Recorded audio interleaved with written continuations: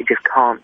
You can't write a good biography. You can't even write a good biography in 2 months, let alone 2 weeks.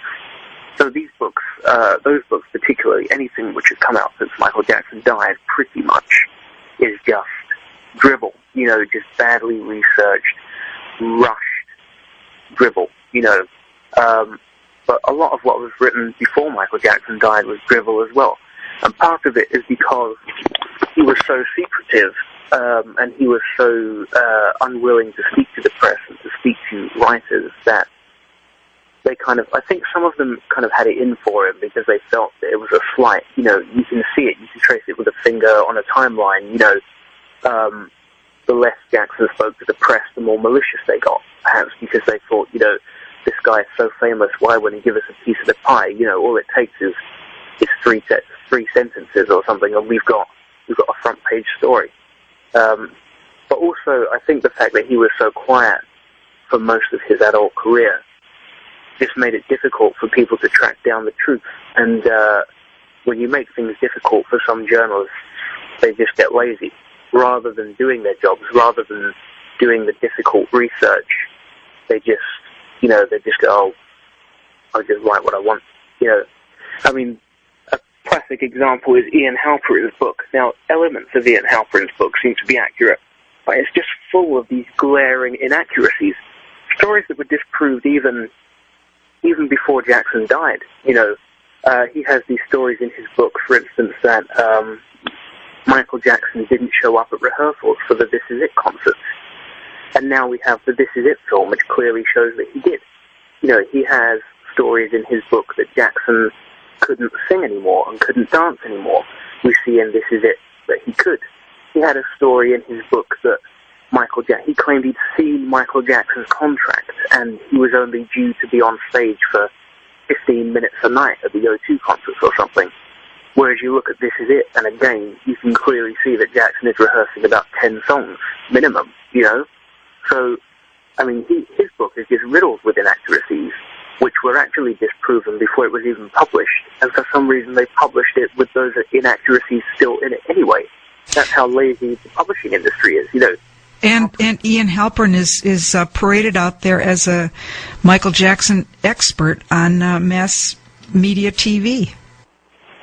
Yeah, that's quite correct. He is, you know, and like I said, there are elements of his book which are accurate, but most of the accurate parts of his book and reliable parts are actually just already well-established information, which you can read in Randy Taraborelli's book, or Aphrodite Jones's book, or Mary Fischer's GQ article.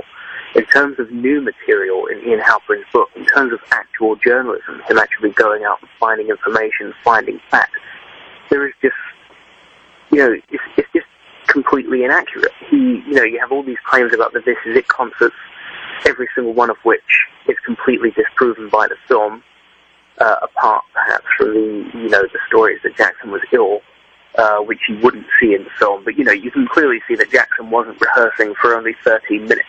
You know, that's ludicrous. And you can see that Jackson was at rehearsals, because if he wasn't, then there wouldn't be any video of him. You know, these stories, it just amazes me, it baffles me. I ordered his book when it came out. I pre-ordered it, and it arrived, you know, on the day that it was due out. And I read it in a day, because I was hoping that it would be interesting and informative, but really it was just full of rehashed information and completely inaccurate reporting. And it just astounds me that the publishing industry would allow a book like that to go to print. And then there wouldn't be stories about the inaccuracies in it. It's let's talk about the what's happening now in print journalism and journalism on the web. This copy and paste idea, where someone will say some kind of salacious thing, and it'll get out there on one outlet, and then it'll be picked up by. Tell us what you found about that. I did write a piece about that just 2 weeks ago, I think, for the Huffington Post, which is exactly about that, exactly about copy and paste journalism. At the beginning of February, Gene Simmons of KISS the band Kiss, made some allegations about Jackson in an interview with Classic Rock magazine, and he said, completely inaccurate. He said Michael Jackson was on tape ordering alcohol for children, which of course he was not. That was never produced in court. Jackson was in court on misdemeanor charges of providing alcohol to a minor. If that tape had ever existed or been played in court, then he would have been found guilty on those charges. There was, it just didn't happen. It just did not happen. I don't know where Gene Simmons got it from. It seems to be a figment of his imagination, but it just didn't happen. He said that at Jackson's trial, a travel agent had taken the stand and testified to flying in boys from Brazil for Jackson's amusement. Again, that is a complete fiction. That just did not happen. That testimony was never heard at Jackson's trial. So I don't know what it is. I don't know if he's maybe going senile or if he's just making it up because he thinks it will earn him column inches or something. But it just did not happen. Just didn't happen. And the last comment he made was that he knew a musician on a Jackson tour who had quit because they kept seeing young boys in the hotels, which I'll come to in a second. So these comments that he made in Classic Rock go up on Google News. Classic Rock releases it as a trailer for their new issue, and it goes on Google News. So if somebody sees it on Google News and goes, "Oh, that's a salacious story about Michael Jackson, that'll get people clicking onto my website, I'll have that. Copy and paste it. Box. Now it's on 2 websites on Google News, so it raises up the rankings, which means more people find it, which means more people say, well, that's an interesting story about Michael Jackson, which will get people to come to my website. Copy and paste, copy and paste, copy and paste. Now you've got 10 outlets. You've got 10 outlets reporting this inaccurate story about Michael Jackson. Now it's on the front page of Google News because it's been reported by 10 outlets. So even more people see it and copy and paste it onto their websites. And before you know it, you have these dozens of outlets who are just reproducing these allegations with absolutely no attempt to fact-check them. And it's not difficult. They could contact someone like me. They could contact someone like Aphrodite Jones or Thomas Mesereau, who would just say, no, that testimony, it just didn't exist. That just didn't happen. I don't know where you're getting that from. With regard to the comment about on the road with Michael Jackson, I easily fact-checked that as well.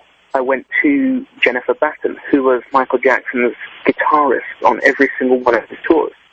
So she toured with him on and off for a decade. Whenever Jackson was on the road, she was with him. And I just said, do you have any recollection of anyone quitting a Jackson tour ever? And she said, no. Not only did nobody quit a Jackson tour for that reason, nobody quit a Jackson tour full stop. That's just a complete fiction. I was on every Jackson tour, nobody ever quit. So there you have, that puts, that draws a line under all of Gene Simmons' claims. Every single thing that he said was proven to be inaccurate. And it was so easy to disprove. Because all I did was I typed, you go to Google, you type in Michael Jackson tour guitarist, and up comes Jennifer Batten. You click on her website, and there's an email me button. How difficult is that? Why is the media so lazy? You're talking 40 seconds on Google, and another 30 to write the email. It's just so lazy. It's unbelievably lazy. This copy and paste journalism. I know, because of the recession and the rise of the internet, there is less money. There's less money in the news industry. Journalists are being fired, so you've got less journalists trying to fill more space, which means they have less time to spend on their stories. But it's just ridiculous. They're not so pushed for time that they can't spend 40 seconds on Google and 30 seconds writing an email just to fact check. That's the fundamental of journalism. Just fact check. If Gene Simmons says this about Michael Jackson, then don't just print it because you don't know whether it's true. I think the attitude is, oh, well, he said it, not us. But that's not really the point. It's still bad journalism. It was so easy for me to fact check those allegations and disprove them. But rather than doing that, the media just copy-paste, and all of a sudden it's all over the world. It's in India, it's in Australia, it's in the USA, it's in the UK, it's everywhere. And then, as if to add insult to injury, I tracked down Jennifer Batten. I got that denial from her. I got her to elaborate on that. I gave it to a news outlet, and they put it on Google News. And whereas dozens of people picked up the salacious story about Jackson. Within 2 weeks, only 4 news outlets in the world were carrying Jennifer Batten's retraction, which basically says, the media is willing to publish any baseless but salacious allegation about Michael Jackson, but they're unwilling to print the facts which disprove those allegations. If this